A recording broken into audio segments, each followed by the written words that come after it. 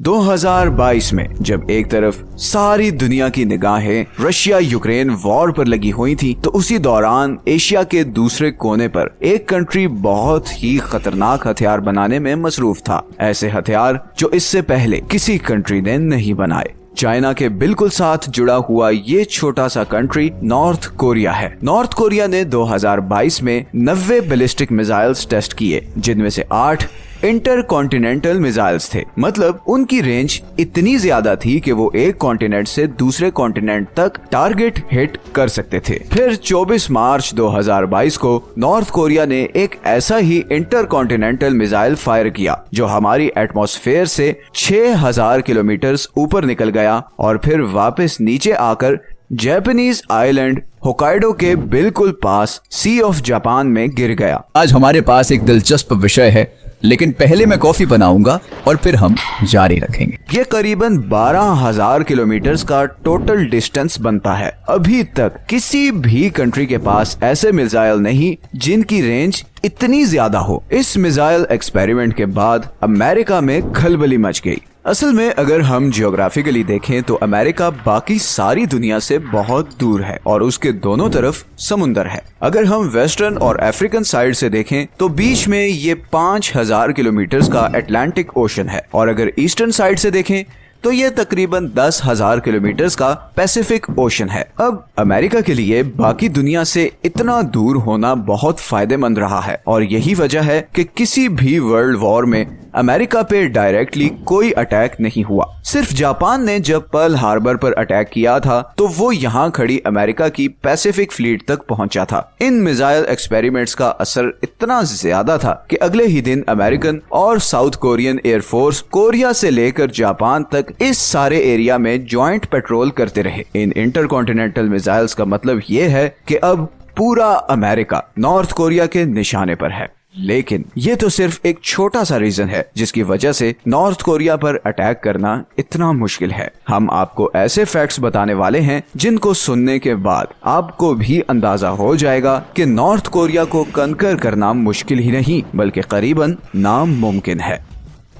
2022 में north Korea ने सिर्फ यही इंटरकॉन्टिनेंटल मिसाइल्स टेस्ट नहीं किए बल्कि 4 अक्टूबर को नॉर्थ कोरिया ने एक short range ballistic missile test किया जो जापान के ऊपर से होता हुआ 4600 किलोमीटर दूर पैसिफिक ओशन में जाकर गिरा। In short range ballistic missiles का मतलब ये है कि अब नॉर्थ कोरिया आसानी से जापान, साउथ कोरिया और ग्वाम में अमेरिकन मिलिट्री बेसिस को टारगेट कर सकता है। और इन सब से भी बढ़कर नॉर्थ कोरिया अब टैक्टिकल न्यूक्लियर मिसाइल्स पर काम कर रहा है। Tactical nuclear missiles normal nuclear missiles से बहुत डिफरेंट होते हैं। सबसे पहले तो इनका साइज बहुत छोटा होता है और ये शॉर्ट रेंज पर टारगेट को हिट कर सकते हैं। दूसरा, इनको चलाने के लिए किसी सबमरीन या स्पेशल जेट की जरूरत नहीं होती बल्कि ये बड़ी आसानी से नॉर्मल मिसाइल व्हीकल से भी चल सकते हैं। और तीसरा, जिस तरह नॉर्मल न्यूक्लियर बॉम्ब को चलाने के लिए प्रेसिडेंट या प्राइम मिनिस्टर का अप्रूवल चाहिए, टैक्टिकल न्यूक्लियर मिसाइल्स चलाने के लिए सिर्फ कमांडर के अप्रूवल की जरूरत होती है। और इसकी वजह यह है कि जहां नॉर्मल न्यूक्लियर बॉम्ब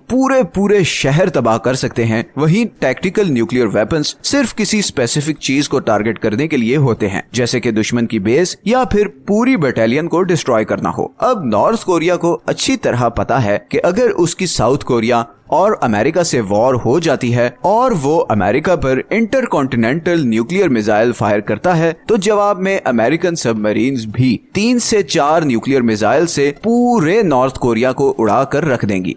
मैं उन लोगों को धीरे से याद दिलाना भूल गया जो लाइक बटन दबाना भूल गए हैं। और इस तरह किसी के भी हाथ कुछ नहीं आएगा। दूसरी तरफ अगर नॉर्थ कोरिया सिर्फ टैंक्स, तोपों और जेट्स के साथ वॉर लड़ता है तो अमेरिका लिटरली चंद हफ्तों में ये जंग जीत जाएगा, क्योंकि अमेरिका के करीबन 30,000 फौजी साउथ कोरिया में हैं, 50,000 फौजी जापान में हैं और 22,000 फौजी इधर ग्वाम में हैं और फिर इधर हवाई में अमेरिका की सबसे बड़ी बहरी जहाजों की बेस है, जहां पर कम से कम 2000 मिलिट्री जेट्स हर वक्त तैयार खड़े होते हैं। तो नॉर्थ कोरिया को अच्छी तरह पता है कि न्यूक्लियर हथियार के बगैर तो वो अमेरिका से बिल्कुल भी नहीं लड़ सकता, मगर न्यूक्लियर मिसाइल के साथ फिर खतरा ये है कि अमेरिकन सबमरीन्स बदले में उसे भी टारगेट कर सकती हैं। इसीलिए नॉर्थ कोरिया अब टैक्टिकल न्यूक्लियर मिसाइल्स बना रहा है ताकि वॉर की सूरत में वो आसानी से जापान, साउथ कोरिया और हवाई में अमेरिकन मिलिट्री बेसिस को टारगेट कर सके और इस तरह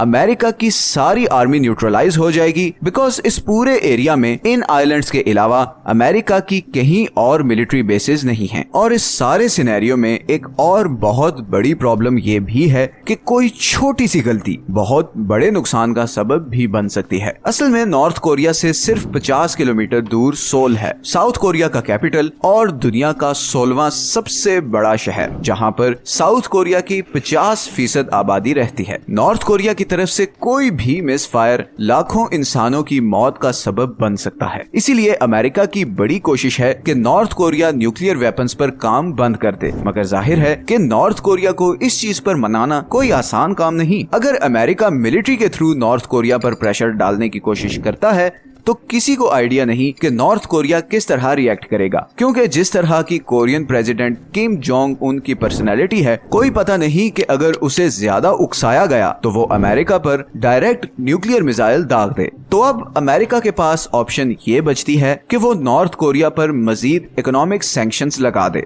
मगर ये ऑप्शन भी शायद कामयाब ना हो और उसकी वजह है चाइना। चाइना नॉर्थ कोरिया का सबसे बड़ा ट्रेडिंग पार्टनर है। नॉर्थ कोरिया का 90% इंटरनेशनल ट्रेड चाइना के साथ होता है और इसी पैसे के थ्रू नॉर्थ कोरिया की सारी इकोनॉमी चल रही है। चाइना और नॉर्थ कोरिया ऑफिशियल अलाइज हैं और इन दोनों के दरमियान एक मिलिट्री डिफेंस ट्रीटी है, जिसके मुताबिक अगर इन दोनों में से किसी पे भी कोई और कंट्री अटैक करता है तो दोनों मिलकर एक दूसरे को डिफेंड करेंगे। अब सवाल ये पैदा होता है कि जिस नॉर्थ कोरिया को सारी दुनिया ने कट ऑफ किया हुआ है, उसके साथ चाइना की इतनी दोस्ती क्यों है? इस सवाल का जवाब है चाइना की ज्योग्राफियाई कॉम्प्लिकेशंस। जैसा कि हम पहले भी कई वीडियोस में बता चुके हैं कि चाइना के पास पूरी दुनिया से कनेक्ट करने का यही एक रूट है, लेकिन इस सारे रूट में छोटे छोटे आइलैंड्स हैं, जैसे कि Taiwan, Japan, south Korea, Ryoko islands और फिलीपींस। ये सारे आइलैंड्स अमेरिका के दोस्त हैं और उसके एक इशारे पे चाइना के ये ट्रेड रूट्स ब्लॉक कर सकते हैं। अब चाइना के सबसे बड़े दुश्मन अमेरिका की एशिया में सबसे बड़ी मिलिट्री बेस साउथ कोरिया में है, जहां पर करीबन 30,000 अमेरिकन फौजी होते हैं और इसीलिए चाइना के लिए नॉर्थ कोरिया उसके और अमेरिकन फौजियों के दरमियान एक बफर स्टेट है।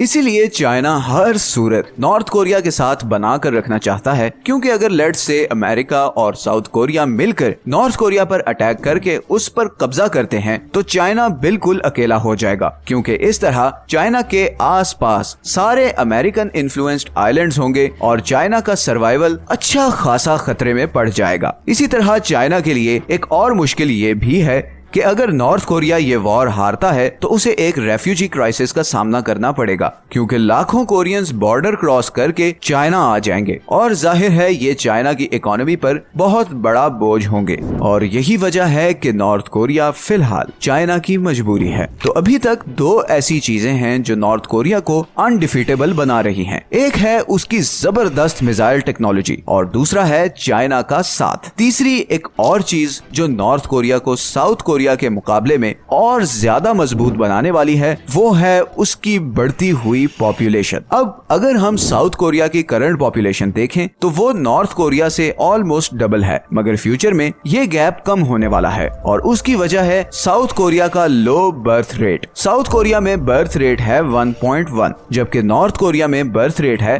ऑलमोस्ट 2, मतलब साउथ कोरिया से डबल। अब आप ये पॉपुलेशन पिरामिड देखें, जिसमें नॉर्थ कोरिया लेफ्ट पर है और साउथ कोरिया राइट साइड पर। इसमें क्लियरली दिख रहा है कि गो के साउथ कोरिया की टोटल पॉपुलेशन नॉर्थ कोरिया से ज्यादा है, मगर दोनों कंट्रीज की यंग पॉपुलेशन ऑलमोस्ट सेम है। इसका साफ मतलब ये है कि डबल बर्थ रेट के साथ नॉर्थ कोरिया अगले 20 से 30 सालों में आबादी में साउथ कोरिया के बराबर आ जाएगा और इसका मतलब होगा ज्यादा आर्मी, ज्यादा मैन पावर और नतीजतन ज्यादा ताकत। और यही सारी रीजंस हैं जिनकी वजह से नॉर्थ कोरिया अमेरिका के लिए एक सरदर्द बना हुआ है, जिसका हल फिलहाल निकलता नजर नहीं आ रहा। नॉर्थ कोरिया जिस तेजी से न्यूक्लियर वेपन्स पर काम कर रहा है, बहुत जल्द वो बहुत खतरनाक सरप्राइजेस देने वाला है और फिलहाल कोई भी डील उसको कन्विंस नहीं कर सकती कि न्यूक्लियर वेपन्स पर काम बंद कर दे, क्योंकि नॉर्थ कोरिया अच्छी तरह देख चुका है कि जिन कंट्रीज ने अमेरिका के कहने पर अपने न्यूक्लियर प्रोग्राम्स बंद किए, उनका क्या अंजाम हुआ। इराक, लीबिया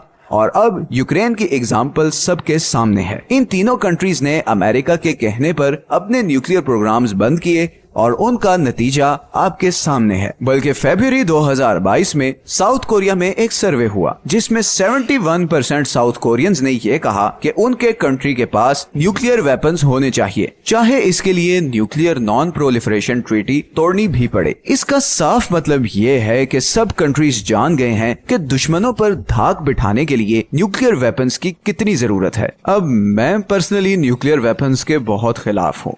मेरी समझ में ये नहीं कि इतनी जबरदस्त टेक्नोलॉजी, इतनी जबरदस्त लो कार्बन एनर्जी जिसके थ्रू हम एनर्जी शॉर्टेज का मसला हल कर सकते हैं, उस एनर्जी के जरिए हम ये तरीके ढूंढ रहे हैं कि कैसे अपने जैसे दूसरे इंसानों को खत्म करें। Billions of dollars in nuclear weapons पर खर्च होते हैं। किस लिए? सिर्फ अगले पे धाक बिठाने के लिए, चाहे इस धाक के बदले अपने लोग गरीबी और भूख से मरते रहें। खैर, नॉर्थ कोरिया की ये बढ़ती हुई ताकत के खिलाफ अमेरिका जल्द या बदेर कोई एक्शन जरूर लेगा। देखना यह है कि चाइना और नॉर्थ कोरिया उस एक्शन के जवाब में क्या करते हैं।